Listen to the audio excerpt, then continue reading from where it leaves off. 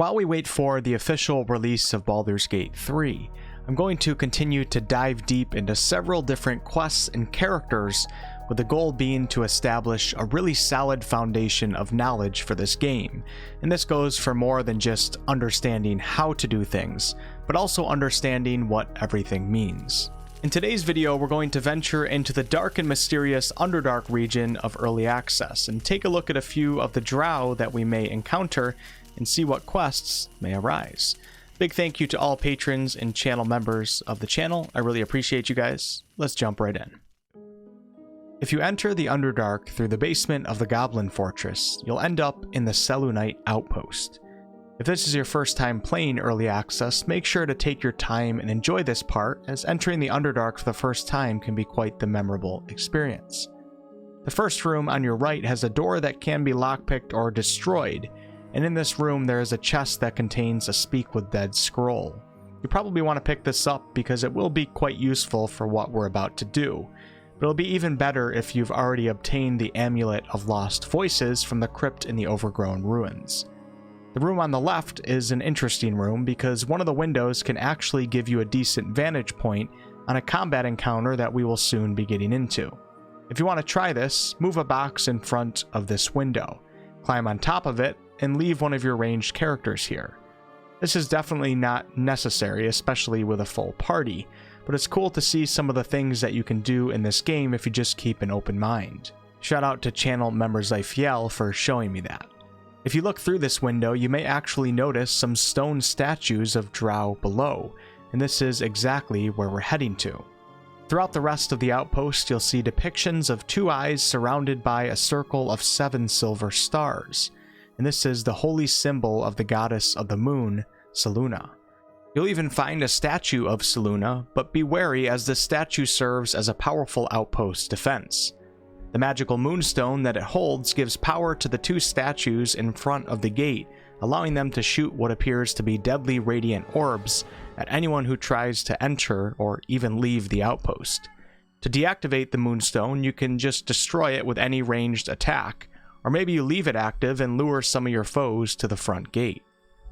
I should also note that there's a fast travel waypoint located in the room to the right of the statue, and it's probably a good idea to unlock it. Now it's time to head to the Drow statues. In earlier patches, the best way to get to the Drow was to use the lever to open the gate and then jump from the stairs over to the brazier on the left. In my recent playthrough though, I noticed that one of the tall windows inside the outpost no longer has defensive bars over it. You can actually simply walk out of this window and skip the whole dangerous ledge scenario. Walking into this area, you will be surprised by a creature called a Spectator. Spectators are extraplanar beholderkin that are native to the outer plane known as Nirvana. If you come across a Spectator in the material plane, it has most likely been summoned by a powerful wizard to serve as a watchful guardian. The interesting thing is that most spectators are actually very peaceful, and if you're not trying to steal or hurt whatever they are guarding, they'll typically leave you alone.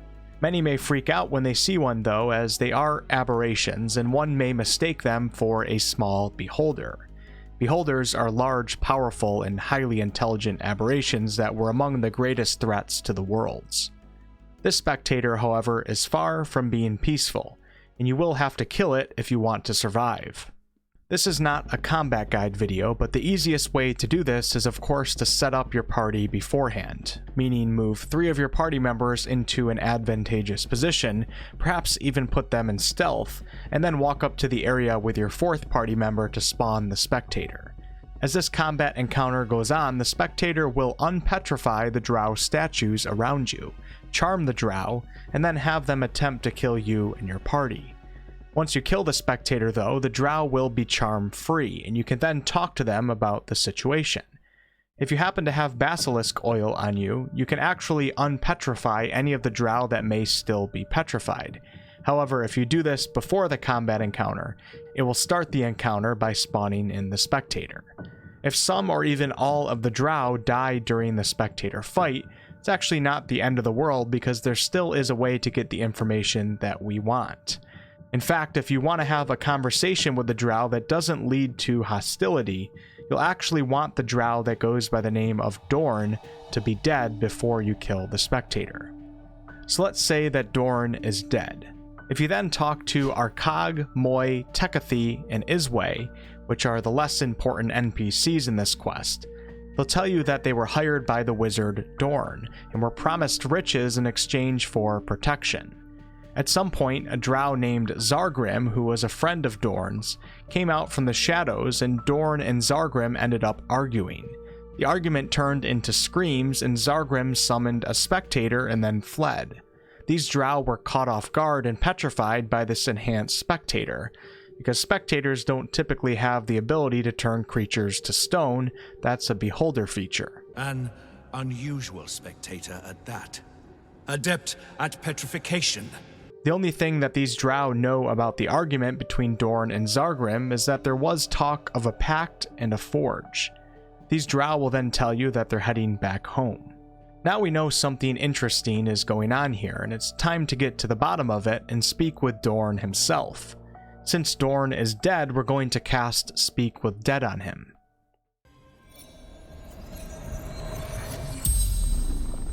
We'll learn from Dhourn that he's from the city of Menzoberranzan. Menzoberranzan is the most well-known drow city in Faerun, and it's actually quite far away from where you are in Early Access. In Act 1 Early Access, it takes place somewhere between the cities of Elturel and Baldur's Gate, and Menzoberranzan is located in the Underdark very close to the dwarven city of Mithril Hall, which is in the north of Faerun. We also learn that Dhourn is from House Batol and is a Gravenhollow scholar. For those unfamiliar, the city of Menzoberranzan is a matriarchal society made up of different houses which are like factions, and all of these houses viciously compete for power. The vast majority of the city's citizens worship the evil goddess of spiders, Lolth, and Dhourn and the drow that he hired here fall into this category as they are labeled as Lolth-sworn drow. I couldn't find any information on this House Batol, so that could just be a placeholder for early access, or perhaps Larian and Wizards of the Coast have created an entirely new drow house. But there is actually some information on Gravenhollow. Gravenhollow is a mystic library that's located in the Underdark. Its exact location is not very well known or documented, but it seems to be somewhere in this vicinity, of course below the surface. In the D&D adventure module Out of the Abyss, it says that Gravenhollow is a library that is outside the normal time of the planet of Toril, and nobody could find it without its keeper's will. The library also remembers all who walk its halls, as well as those who would visit the library in the future. Nobody knows who built Gravenhollow, but it was known to have existed since the dawn of Giantkin. Why Larian chose to reference this library is interesting to ponder on. Perhaps this will be a place that we'll be visiting in Act 2 or 3. If you ask Dhourn if he carries anything valuable, he'll tell you that he has a memory shard that reveals the location of an Adamantine forge. You will now have a quest called the Adamantine Forge, but not much information on it. If you then ask Dhourn how to use the memory shard, he will tell you this. True title. Activates. Dhourn, Lord Archmage. Now it's time to see if we can activate it. Looting the shard off of Dhourn's body, you can then right-click on it and click on Use. If you notice, there are two options here. If you are not able to ask Dhourn how to activate the shard because your time with Speak with the Dead ran out, you still have the opportunity to do an Arcana check and get the same information. The memory shard will then give you visions of the Adamantine Forge. Your quest will update, and you now have a pinpoint location of where you need to go to get to the forge. This is of course the location down by the docks on the Dwergar Lake, but we're not ready to go there just yet as we still want to find out more information. Going back a few steps, let's say that you left Dhourn alive during the Spectator combat encounter. After the Spectator dies, a cutscene will automatically begin, and you will be talking to Dhourn himself. You can actually get some more information out of him when he's alive, but unfortunately he decides that he must then kill you because you've gained too much knowledge, and this leads to a combat encounter against him and the rest of the Drow. No matter which dialogue that I tried with patch 7, I couldn't find a way around this. Dhourn will tell you that his memory shard is fading, and that his enemies must have already found the forge. He then mentions Xargrim and Filro. We know that Xargrim is the one who summoned the Spectator and fled, but we have not heard the name Filro until now. He then says that if there was a master of the Adamantine forge, they would be known and feared. So Xargrim and Filro must have turned back, or perhaps they died in their search. Dhourn says that if they had just surrendered their research to him, they might have found the forge together, and that Xargrim and Filro had information on the forge's defenses and operation. So it seems like there's 3 powerful Drow, all of whom are trying to find this Adamantine forge, and all of whom have different knowledge on it. They all likely want to become the master of the forge and then wield its power. We have the forge's location now, but let's go see if we can find Xargrim and Filro. Before that though, make sure to loot Dhourn's body, as he not only has the Blast Pendant Amulet, which is great for casters that use lightning cantrips or spells, but he also has Icy Helve, which can be combined with other materials to make a magical staff. After further exploring the Underdark, you'll come across a Myconid colony. Exploring the Myconid camp, you may notice a prison cell down on the lower level, and in this cell there is a dead Drow. I'm not going to get into the Myconid quest in this video, but if you help out Sovereign Spa, he will have a Myconid open up that cell for you so you can obtain the loot inside. You don't have to do this quest though, you can just kill the Myconids and break in, or you can use a little subterfuge by casting Misty Step when no one is looking. Once again, it's time to use Speak with the Dead. If you ask the Drow who he is, he will say, Xargrim, Conjurer, Seeker. So we found Xargrim. Let's see if we can get some more information on this Adamantine forge. If you ask Xargrim what his knowledge on the forge is, he'll tell you that he knows the secret to its operation, and that the secret is contained in a book disguised by magic. After your conversation ends, loot Xargrim and you will find a book. Pick up the rest of his loot as well though, as he does have one of the parts required to craft that magical staff that I mentioned earlier. The book is titled Flumph Mating Rituals.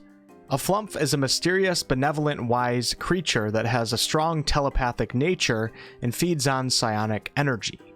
Flumphs are actually known to expose evil thoughts to good-aligned creatures, and when they come across these evil thoughts, Flumphs will oftentimes glow red, and this can let adventurers know that evil monsters are lurking nearby.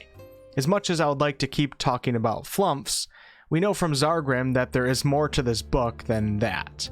When reading the book, if you pass an investigation check, the text on Flumphs will magically disappear, and text on the secret to forging adamantine will appear. The book now reads, Among the Sharans, and Sharans are just worshippers of the dark goddess Shar, dwelled the gnome Seluv Yali, whose talents for wizardry were known from Candlekeep to Sorceer. Candlekeep is a famous library fortress that you visit in the original Baldur's Gate games, and Sorceer is a school of magic that's located in the Drow city of Menzoberranzan. Under his tutelage, the Sharans built the Great Forge, which could heat mithril with such vigor as to turn it to adamantine. With astonishing metal, they could mold the finest blades and armor. Yet the jewel of Yali's eye was not the forge itself, but the protector he conjured from the magma to guard it, a construct said to be so mighty that no blade could fell it and no spell could pierce it. If you flip the page, you'll then see instructions on how to forge adamantine armor and weapons, and the steps that you'll need to go through. So we now know the location of this forge. We know that there's a mighty construct that's guarding it that can't be killed with mere blades or spells, and we also know how to use the forge to make adamantine items. It's now time to go try to find Filro and see what information he has. Before you leave though, make sure to loot the rest of the room, as there are some great items, including an awesome looking Drow inspired cowl that gives the wearer the ability to go invisible once per long rest. Leaving the Myconid colony through the southwest exit, you can take your first right or your second right, which will bring you to an area filled with terrifying vulture-like humanoid creatures called hook horrors. These are nasty little fellas, so be careful as they will attack on sight. Fighting them, in my opinion, is easier if you take your first right, as you'll have the high ground until they jump up to you, but then you can knock them off the ledges. If you're able to kill the first one before it sounds the alarm, or if you just sneak past it, you'll find Filro the Forgotten. I wasn't able to find a way to activate a peaceful conversation with Filro. Everything that I tried ended up in a combat encounter. So after you kill Filro and his band of hook horrors, we are once again going to resort to speak with the dead. He will tell you that he is Filro the Forgotten and Forsaken, and that his pack found him and fed him gnome flesh. He was chasing the mystery and riddle, even lie, of the Adamantine Forge. He must be saying this because he has not found it yet and is starting to believe that it's not true. After the conversation ends, you'll find some notes on his corpse that say, Protector, Guardian of the Adamantine Forge. From magma rose, only in magma destroyed. Hot hammer, hot hammer. And then below that, you can see that he's looking for Dhourn to learn the location of the forge. After you put away the notes, your party will undergo a passive investigation check. And if one of your party members is successful, you'll learn a little more about what Filro was talking about in the notes. Something's guarding that forge, and it's weak to this hot hammer. And your Adamantine Forge quest will update. You now know of the great Adamantine Forge. You know its location, you know it's protected by a construct guardian, and also that this guardian is weak to magma and a hot hammer. Sounds like we're now ready to head to the forge, but I'll save that for a future video. Before we end here though, let's make sure that we pick up the icy crystal on Filro's body, which is the last remaining part that you need to craft the magical staff that I mentioned earlier. Now that you have all three parts, simply right-click on the icy crystal, click Combine, add in the other parts of the spear that we looted off of Xargrim and Dhourn, click Combine once again, and you now have the Staff of Morning Frost. Unfortunately, it's a little underwhelming, but hey, it's always fun to craft new stuff. When you cast a spell or cantrip, the Morning Frost Staff will give enemies Frostbite, and when an enemy has Frostbite, they take 1 extra cold damage anytime that they're dealt cold damage. So if you use Ray of Frost, Chromatic Orb Cold, or a cold arrow on an enemy that has Frostbite, they'll take 1 additional damage. And that will be it for today's video. Like I said in the intro, please let me know if you enjoy these types of videos. They take quite a lot of time to put together, so I want to make sure that it's time well spent. If you're new around here, there is a link to my community's Discord server in the video description. We'd love to have you over there to chat about some Baldur's Gate 3 and other RPGs. I'll catch you guys on the next one.